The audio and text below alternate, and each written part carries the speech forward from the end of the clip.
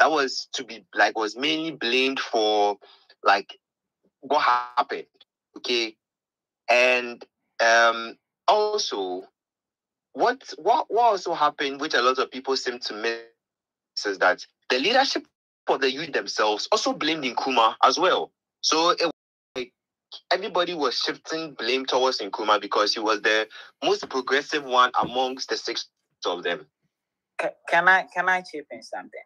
Yeah, I'm listening. I'm not saying this for a fact, but just something I've heard whilst growing up. Okay. So,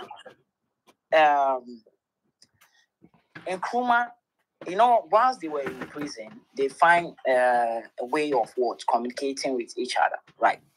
And even the outside world. Okay. Now, from what I have learned, the members, those who are arrested, they came to a conclusion that we are going to have one voice, and Nkrumah didn't resonate with that one voice. I hope you get me. That is why the five of them said the same thing, but Nkrumah was the only person who was off guard. I'm not saying is bad on his side. No, I'm not saying that. Because at the end of the day, his sense of being radical later gave us independence. Now, rather than what another point you also failing to mention is that Obeche Bilamte and William Kowiata actually went to Kwame Nkrumah's house. They ransacked this house, trying to find evidence that he was a communist. So it went way beyond just having the one voice, like how you're trying to put it. Because if you come to my house trying to find evidence to pin the entire thing on me, then it just goes beyond. Which particular house are you talking about? Because as far as history goes, Nkrumah didn't have a house.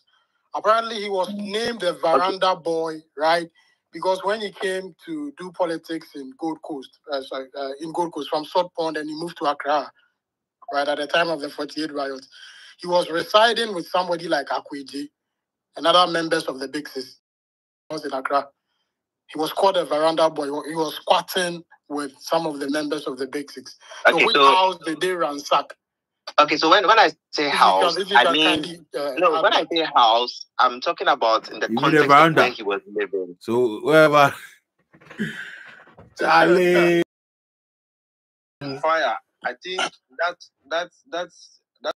also the big up the reason why people like Indum, after having a platform of being the CPP flag bearer, could not, proclaim the face of Nkrumah.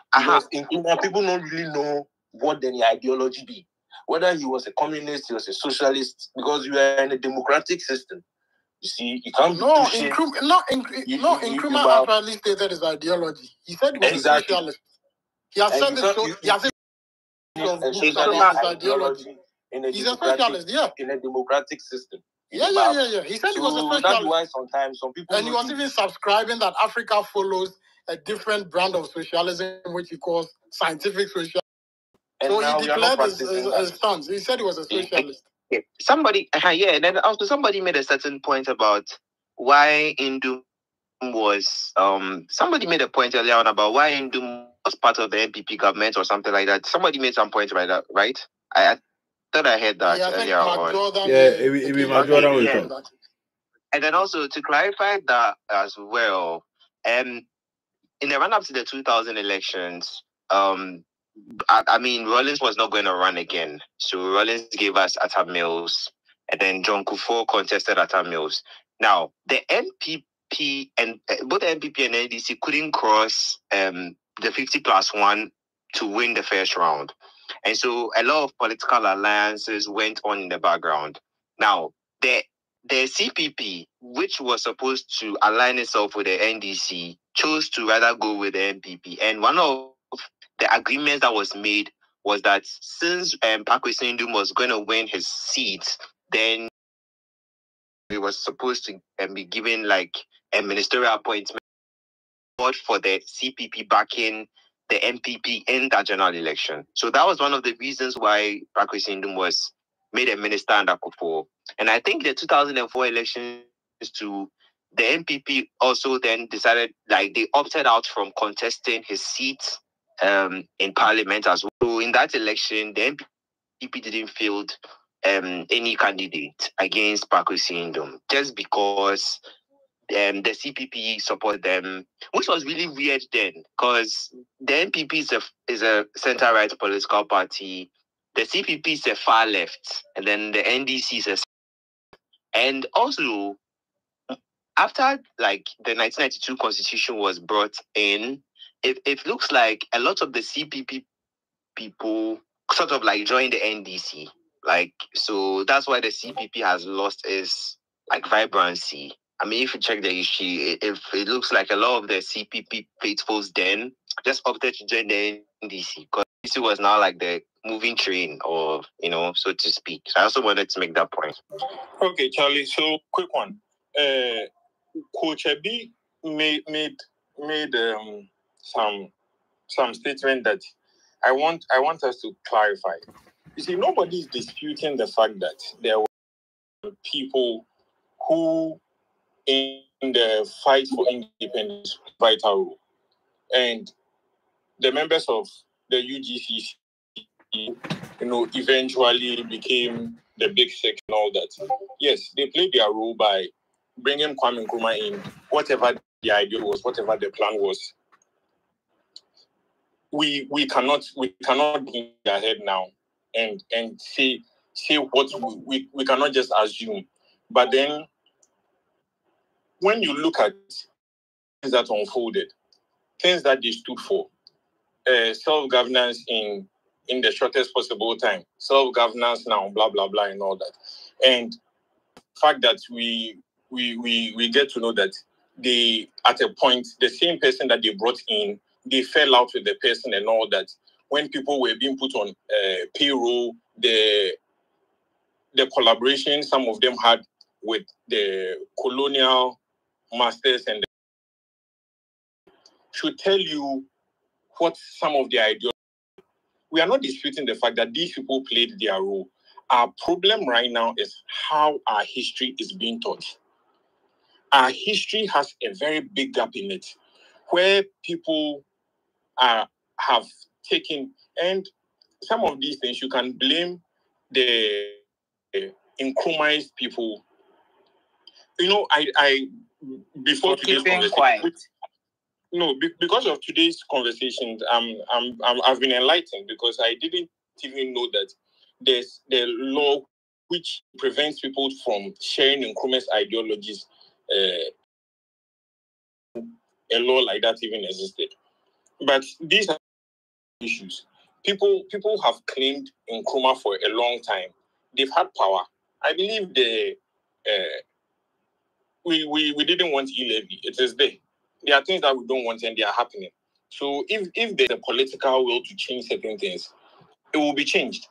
If the NDC believes that there's a, how do you call it? Pay all the Nkrumah's parties, CPP, PNC, which we don't know where they are now. Currently, the two big political parties, we know that, okay, we can infer that the NDC has they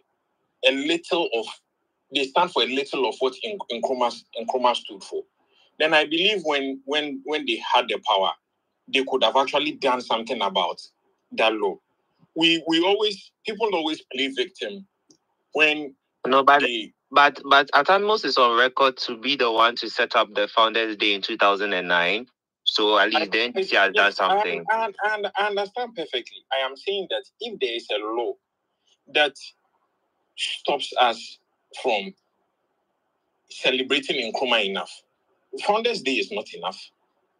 Founders Day, one day to celebrate somebody, when the person had ideologies and all that, which has been criminalized. One day to celebrate the person on his birthday. Come on, it's bigger than that. We must make a conscious effort if we want to celebrate Nkrumah, because whether you like it or not, a group of people have decided that per all that we know in our history concerning how insensitive their family from parents or maybe grandchildren, if we allow it, to make sure that we are celebrating those people because of what they put in our books. And everybody is quiet about it. Stand up to agitate once in a while. This historian, wherever he got his facts from, is saying things now. Everybody is up in arms about it. Give it a week or two. And then we are back to wherever we are. These people with this oral knowledge, because the books have been bent, the people with the oral knowledge will go. And then what happens to us? We'll come back. See, there is a deliberate attempt. We all know what the world are doing with us now. We know how it is. That they are deliberately pushing you to a certain point, and then whatever they want you to believe becomes fact. Internally, that is what is happening. We are being pushed to a certain point where, do you know the kind of books that are being used to teach your children in primary school? You will be amazed at how they can, like, a whole page and then one paragraph has been dedicated to Nkrumah, and then the rest, like some 5-6 pages, are celebrating people who sold Nkrumah out to the CIA. But everybody is quiet about it. I mean, that be my concern. So it's not that we are disputing the fact that there were people. Yes, if we want to talk about Big Six, yes, there was a misinterpretation or whatever it is in the colonial newspaper that tagged it as the Big Six. But then we've accepted it. We have accepted it so much so that to the extent that we even have them on our currency. But we we know the role that some of these people all be propaganda. These people didn't do. We are all for independence. Let's be at the back and then enjoy all the largesse that come with it. The back, and then one person stood up that no, this is what we've been fighting for, but it looks like it's a sham, and I can't be part of such a system. I want to break away from the system, and then all of a sudden he starts getting victimized. But then we come back and celebrate all these people as Big Six. You see, for the sake of unity and peace and all that, people decided that, okay, let us shelve these things. Let's not talk about them. But if we want to talk about Big Six, then definitely it should be bigger than that. Yeah. Because Kojobo to, how do you call it, Power Grant and Co. They, if we want to celebrate people, these are the people that we should celebrate. And not JB Dankwa and Oforiata. Come on. Can I ask you a question? Yeah. We keep mentioning the CIA. Do you still think in 2024 we still have double agents? Because I honestly do think there are still double agents, even in this 2024. We might not know who they are, but they still exist. Yeah. Oh, a lot. That's how they operate. We have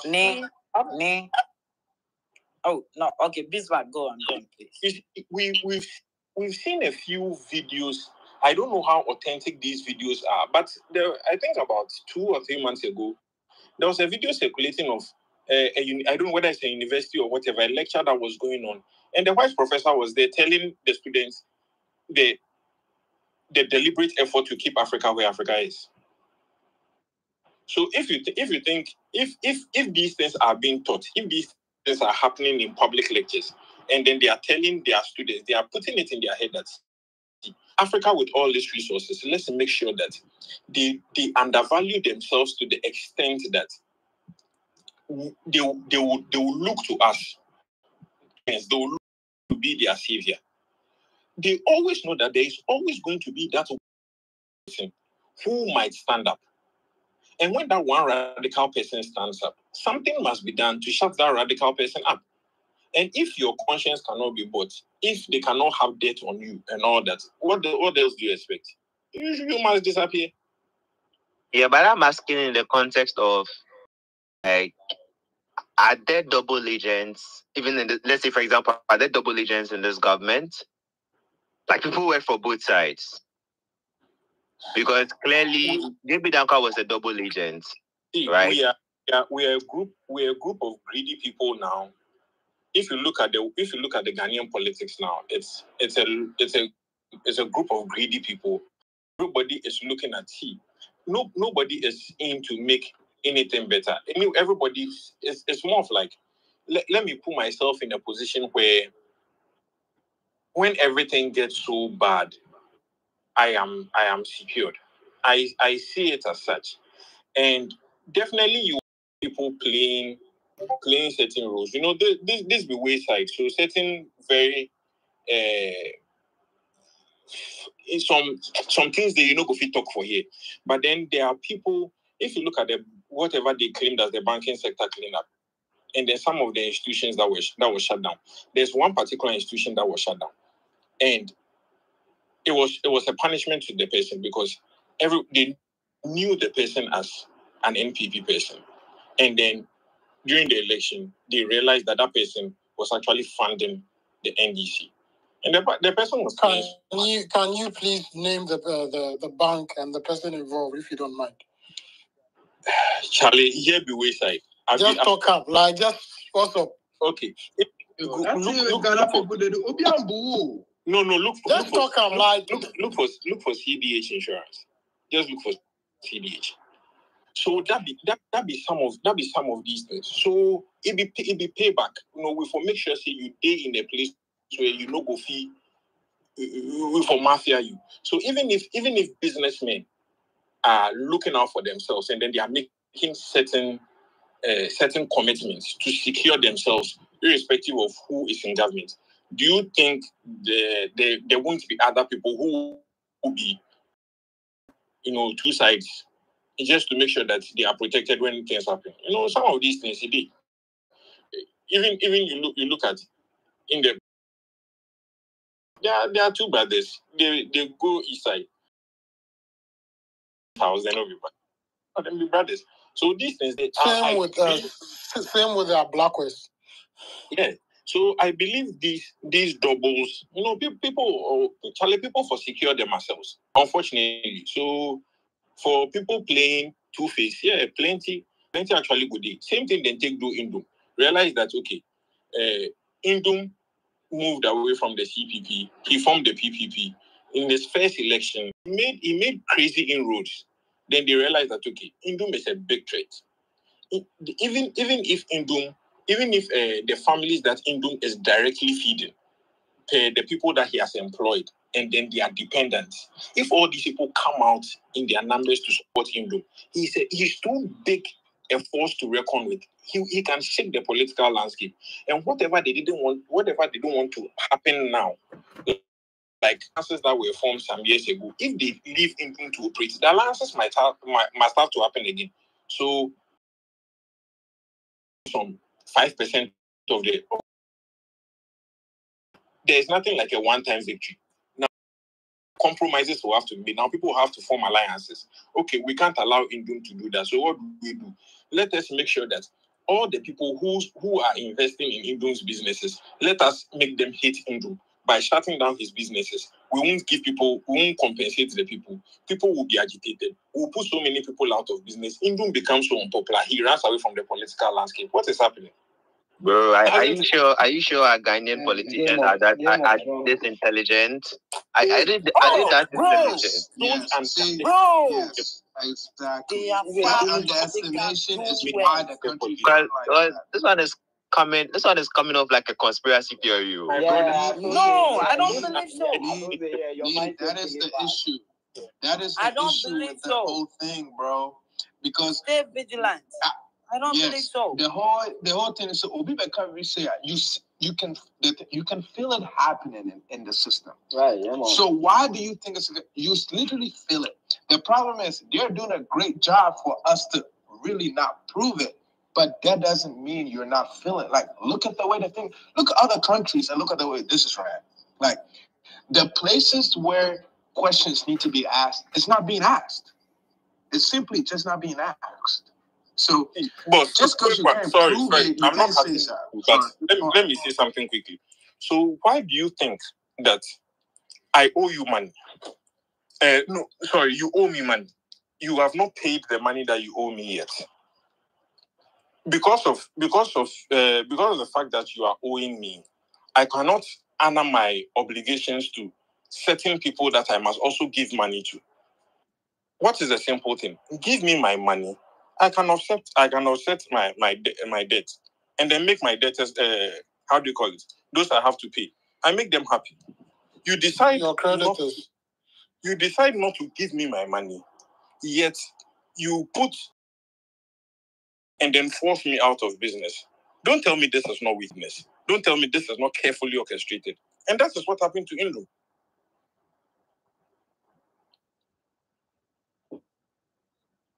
Right. I mean, I just want chipping on the CIA move. In as much as we talk, me have been Nkrumah that I feel what Chobi Che talk, Coach Chebi they talk. Because the CIA move, we also not forget from the fact that they're Nkrumah already, they do their own runnings for London already. We then you get the US State Department, they watch arm, MI5, they watch arm. Even before you go form the circle within Ardmore and things.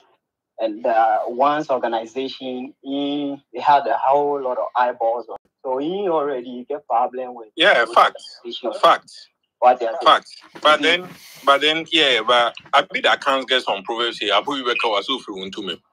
Who then? It be the white man where he carry bomb can't give the kiddie make it go meet in Nkrumah for the airport. Oh no. Exactly. Then go use the locals. Yeah. The bomb move said, I don't even say the CIA, but it's like the local thing. Listen. Yes, so imagine let's just assume even with the CIA way he have issues with them. Let's just assume he rattles so many fetters with people vex him. Whoever in Kidi they think they can make it go, make Nkrumah go die. Have you realized that they were even ready to sacrifice a child at that time? Everybody should go read about the bombing of Kulu. Everybody should go read that thing, please. Read it and form your own opinion. Nobody can't tell you these things here. Go and read that thing yourself. Go read about the bombing of Kulungugu and get to know the key orchestrate of that particular thing. One of them is in Kidi, they are alive right now. In Kidi, they are alive right now. As we talk, in Kidi, they are alive. So Mo can give you this scenario, right? Mo talk say right now, you be popular out there, you create. I don't even talk to enemies, but you create some few like people where they really like your matter. Somebody where we need done as a crown of no Virginia, someone the empire, So the bombing and all those things, if it be like some country, African country where then to really like Kosaja for matter, I don't really vibe with what they do. Oh no, no, see, let me. The CIA issue is, I mean, they're actually true because there are documents and reports that actually show that the CIA was actually part of overthrow. Now, the whole thing about the CIA and all this is all about international relations. Let's be very honest. Most Ghanaians like Nkrumah not because he really understood what he stood for, what his ideologies were. They like him because of the things they knew Nkrumah did, which were positive. Nkrumah brought a lot of positive development. However, some people questioned his ideologies because some of the people that he liaised with, for instance, the Soviet Union, Cuba, those very they had opposite ideologies from basically the US. Those people then be very different. So in terms of international relations, countries like US and Co, they always want to try and keep their hands on certain countries that they know they can do business with or they can benefit from. So in Nkrumah, the fact that he was ruling with some people that were enemies of a country like US, he was enemy number one to them. And definitely the US, they will not, the white man will not come himself and, give the bomb or whatever to a child. All these things will be done through double agents. Sam, will be done through Sam, I think you should also highlight, if anybody knows about, before the building of the Kosovo, between the US and the Russian and all of that. Because mind you, at a point in time, Nkrumah was leaning towards the Russians, and that is where the US said no. The Soviet Union. Nkrumah was liaising with, you see, a lot as of for our communists. history, we have to take one at a time. If we take one at a time and dissect the history properly, because it looked like we've been fed in schools were just half-cooked ideas, because our curriculum was controlled by people who didn't want to let us know what happened. They published half-truths. They promoted their own agenda and everything. Like, look, ask yourself, everybody on this page, ask yourself, what part of our history has been focused on Ghana people, on Northern people, on Ewe people? Most of our history textbooks are full of Ashanti doctrines. Mark Jordan, I've at some point taught history in primary school some 4 years ago. And at the time, that was the time the new curriculum was brought for the primary schools. So history was reintroduced. I was very happy, and only to check the syllabus to cheat the teaching. It's more like a surface history, and more like what a white man would want you to think.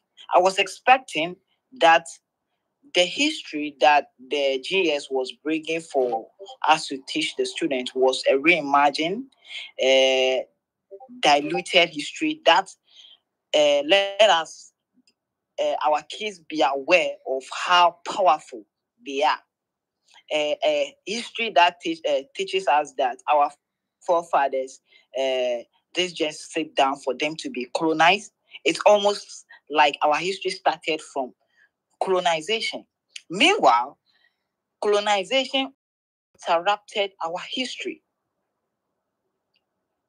You understand? So at the end of the day, if I'm going to start, if I'm to go by the syllables, then it means that I'm starting from when the Europeans are, when Don Diego de Azambuja and whatever, they arrived. But what I should teach about Osei Tutu the first, the founding of the Ashanti Kingdom, Nia Ikushi, the founding of what, Ayawa, so none, zero. They are not there. Surface history. And there's one thing I also have a problem with. I'm not saying we shouldn't celebrate modern people, but they brought him. They were celebrating people like, excuse me, please. I shouldn't be getting wrong on this. Like Kwame Eugene. I mean, come on. I'm supposed to know about people. That curriculum was sanctioned. It was approved for our kids with no textbooks. With no textbooks too. Look, I keep saying that the problem we are facing as a people, it is a systematic thing. Look, I always go back to this thing. There's a professor of African studies called Irene Odote. You guys Google this woman and see the extensive work this woman have done about her own people, but none of her works were published because somebody sat on her work.